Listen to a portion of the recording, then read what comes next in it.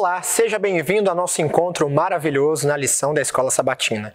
E hoje nós queremos celebrar o Natal. Por isso, você pode deixar embaixo nos comentários um Feliz Natal e a cidade de onde você está falando conosco.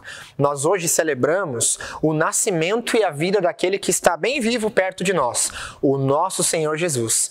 Aquele que é 100% Deus e 100% homem, que se fez homem nesse lugar, mas que também deu demonstrações claras de que era Deus. Aquele que deu a sua vida por mim e por você, e que graças a Ele hoje podemos ter vida em abundância. Por isso celebramos com muita felicidade esse encontro e esse momento.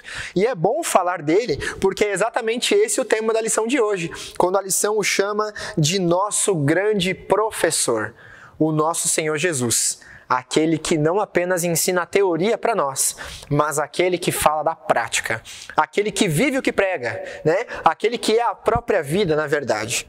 E como vimos, ao longo de todo esse trimestre, nós vimos que um aspecto central do ministério de Cristo na Terra foi o de professor.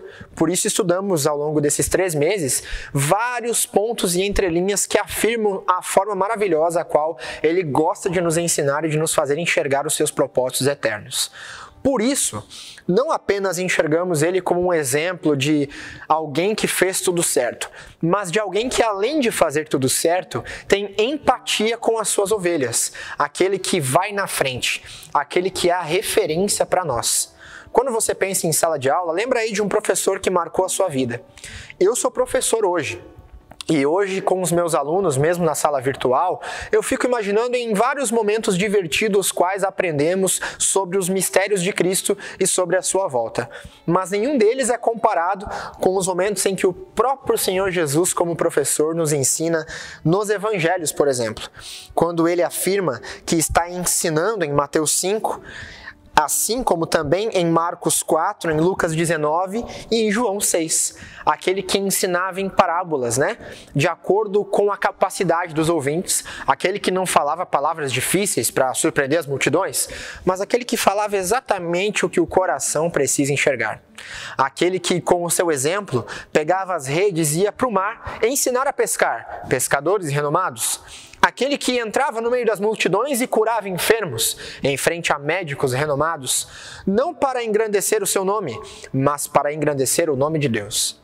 Por isso, quando nós aprendemos sobre o Mestre, com o Mestre, não apenas aprendemos teoria para encher o nosso intelecto de conhecimento, mas nós aprendemos princípios e valores que são enraizados em nosso coração. Por isso, o livro de Zacarias, no capítulo 13, verso 6, quando mostra para nós aquela pergunta, que feridas são essas em suas mãos?